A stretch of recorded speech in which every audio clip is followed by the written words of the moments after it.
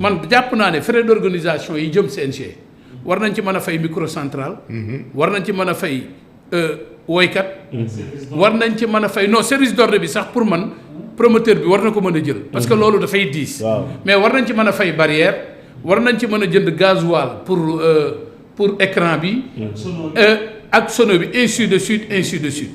parce que tamit bon bu ñu waxante dëgg làmb ji daal li ñu ci war a defaraat bari na. beneen bi si topp des fois dañ koy fàtte.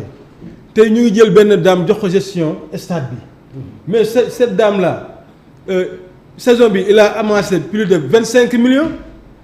moom la lan. moom la amassé ci li ko promoteur bi fay. est-ce que pour loolu femme bi nga xam ne moom mooy. stade bi location bi ñaata la. mais dañ ko stade bi dañ ko may làmb.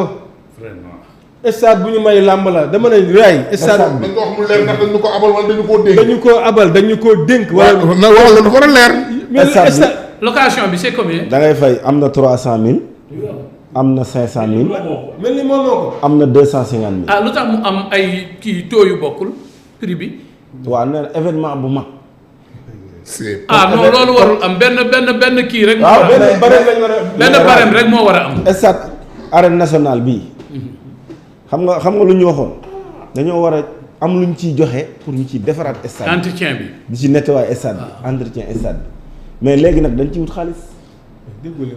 événement bu jóg bu mag 500000 ngay joxe bu ndaw 300000 jour ordinaire 250000. léegi xaalis boobu fan lay dugg. waaw raay xaalis boobu fan lay dugg. loolu nag moom xamul fu mu dugg. wala trésor la jëm wala la. mi ngi noonu xam nga bu nit ñi taxawee wax ne. moo tax làmb ji nañu ko changé. ñu bari naan non dagg bi ñuy dagg mbër yi peut-être non du dagg bi de. làmb li ne ci biir. du dagg bi te ñu war ko dindi.